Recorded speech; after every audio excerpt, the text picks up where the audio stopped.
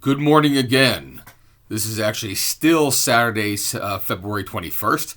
It is now 10:20 in the morning.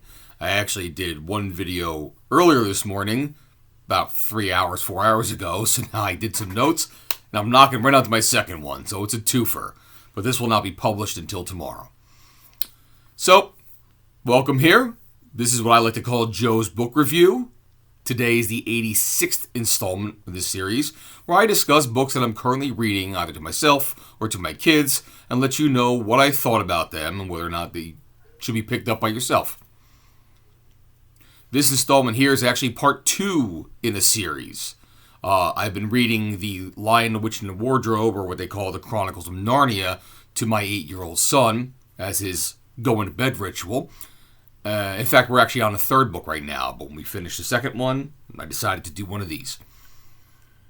I probably do an entire chapter every night we sit down. All the chapters are roughly 14 to 15 pages long, so it's a good time to just spend some time together, father, son, and give them a story out of it.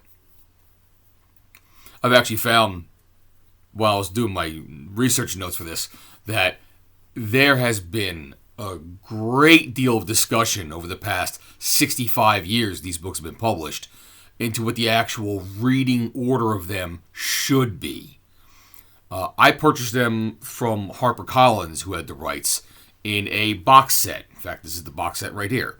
Okay, you get all 7 books in a row. They actually have them numbered in the text, which you can't see because it's all washed out. 1 through 7, and then bam, those are all the books right there. Okay? But what they say is, he didn't write them in this order. I think if I read the letter, or if I read what they said the letter said, was that he wrote the first one, The Lion, the Witch, and the Wardrobe, which is this one we have here, thinking it was going to be a standalone. And then later on, he actually knocked out a second one, which was not the next one in this box set order. And then so on and so forth. And he never thought he'd be returning to the world of Narnia while he was writing them. But then ideas came or people mentioned things and he just decided to, hey, I'm going to do it. So now, when HarperCollins got the copyright, they decided we're going to put these in an order chronologically. The Earth years and the Narnia years do go in an order. And by the way, Earth years are they're not the same as Narnia years. Narnia flies by a lot faster. So he goes, listen, I'm going to keep the timeline and do the box set in that fashion. So the Magician's Nephew book, which takes place in 1900 exactly, all the other books that happened after that are in the 1940s. So it has a significant beginning to it.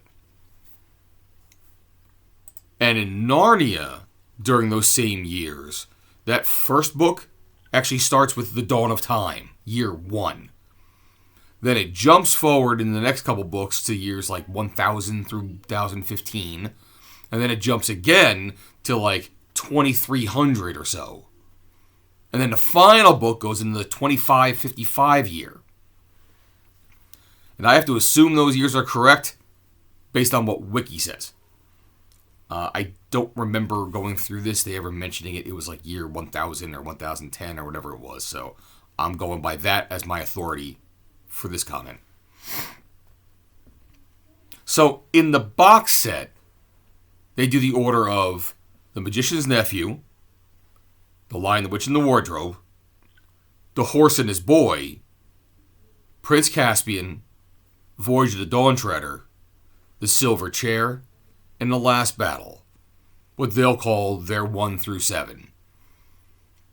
Although publication-wise, they more went along the lines of 2, 4, 5, 6, 3, 1, 7.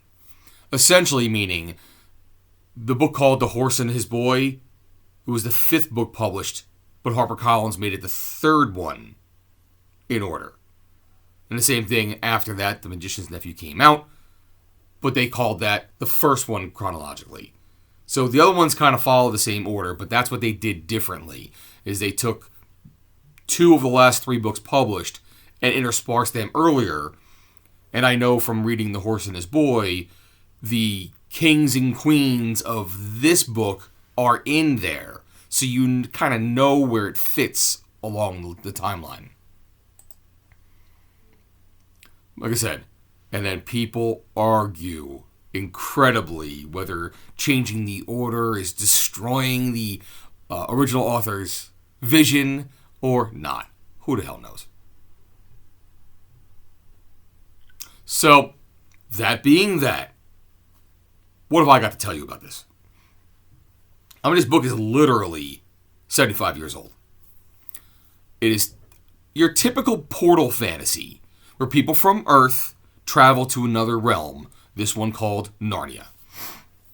And in Narnia, there's a variety of talking beasts, anthropomorphic creatures who are generally nice and kind, but can be fierce warriors if a battle comes to them. Narnia was actually created by a god/Jesus iconic creature known as Aslan. Aslan is a majestic lion. He's endowed with wisdom and the magical mysteries of life and love. So let me go through a quick summary here. I'm sure this book is old enough to be known by many out there, so I don't want to go trudge through the story all that much, but I got to give something here. So you have 4 siblings, 2 boys and 2 girls, and they're living with their uncle. One day they're searching his old house, and the youngest, Lucy, hides in an old coat closet, a wardrobe, and finds herself going through the back of it and into a snowy land. She meets a faun there, fauns being half person with a lower half goat legs, and this guy's named Mr. Tumnus.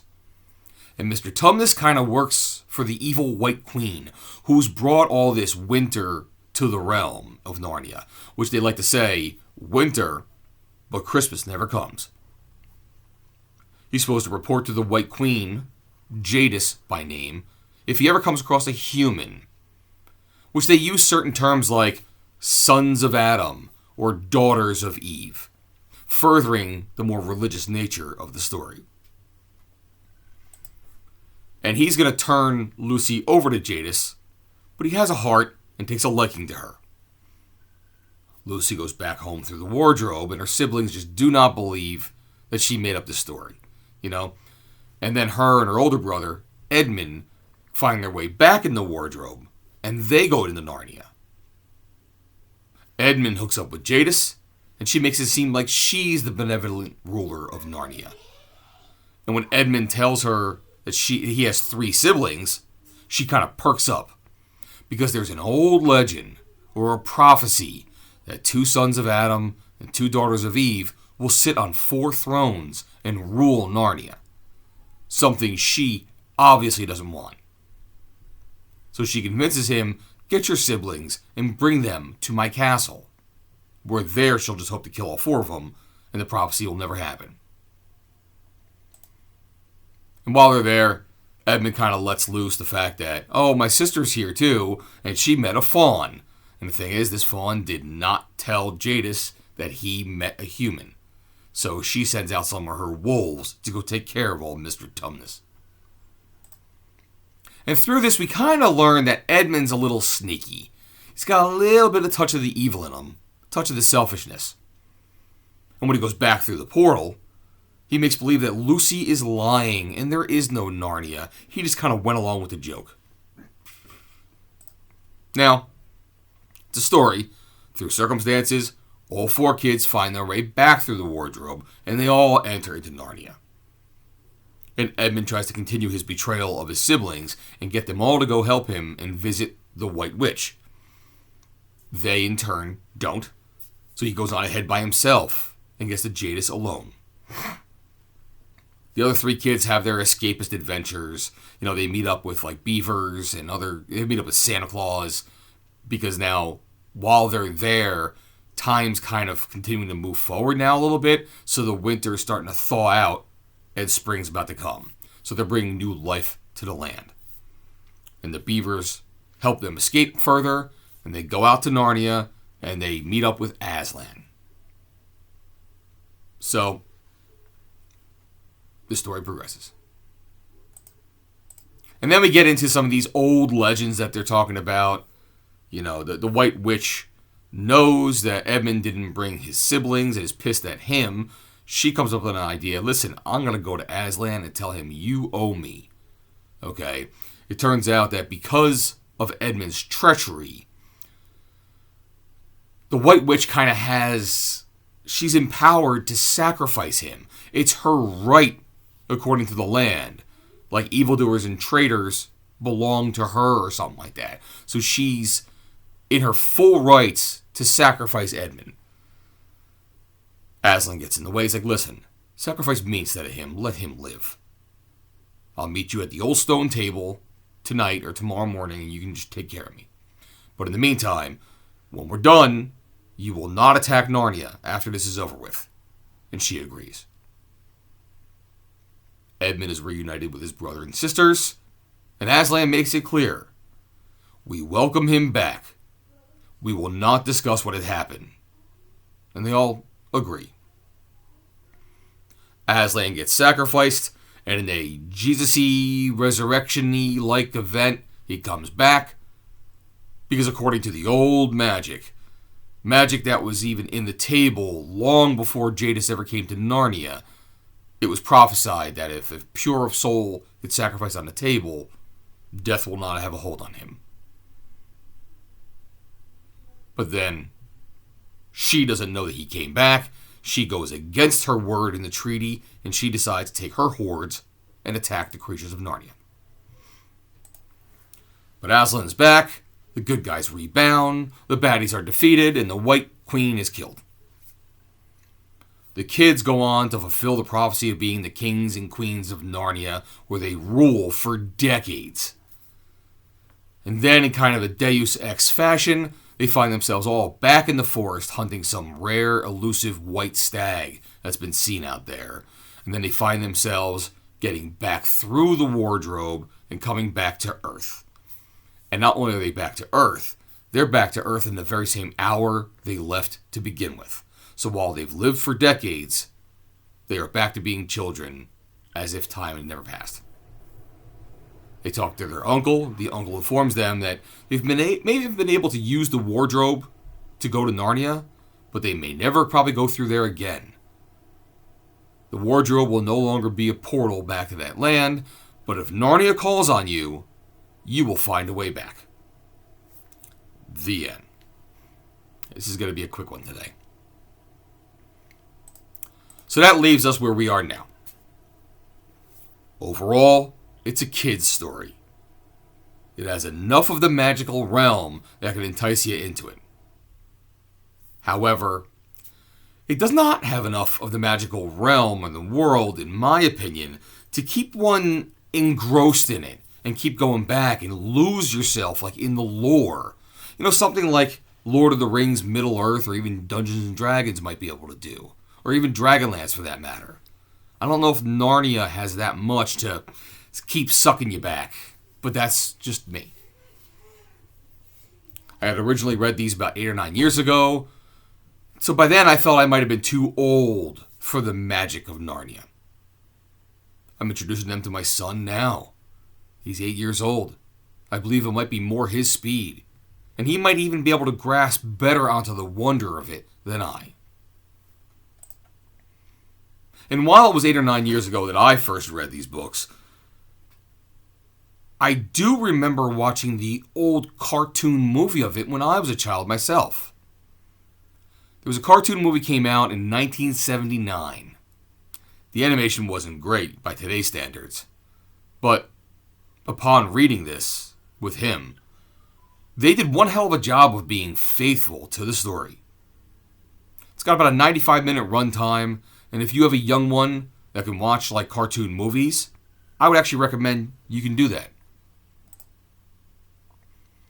Otherwise, for movies' sake, back in the beginning of this century, Disney tried to get into the franchise of Narnia, going into it with a movie series of their own, doing it in release order. In 2005, the live-action version of The Lion, Witch, and the Wardrobe was produced. And it spawned enough success that 2 sequels came after it, Prince Caspian and Voyage of the Dawn Treader, in 2008 and 2010, respectively. Now, Disney actually backed away from Voyage of the Dawn Treader. They weren't too happy with the financing of the movie. They basically saw diminishing returns in the IP and said maybe continuing the series is not a good idea. So they stopped making the movies. Fox came on and took on a 3rd movie. So they're out there. They're interesting enough. I mean, if you watch the other movies that are fantasy related, you might enjoy this as well. They were going to do a 4th movie for The Silver Chair. They announced it in like 2018 or so, and they were going to make some headway on it. But eventually it was announced that Netflix wanted to get in on this. So now I think from what I saw on IMDb, Netflix is coming out with Narnia. Probably in like Thanksgiving-ish, like November of this year, 2026. So they're going to dip their toe in the franchise. And I think Daniel Craig even makes an appearance in this one as well. Otherwise, I don't think I have much more to say about this one. It falls into the it is what it is category for me. There's definitely something here. Give it a shot. Introduce it to your own young ones. And see where it may take you. Otherwise, again, about 17 minutes right now. I want to thank you for watching. I was happy to be able to do this for you today. Now I've only got 2 books left on my desk here to finish up and be all caught up, so I'm hoping I can complete that as soon as possible. Otherwise, thank you very much, and cheers.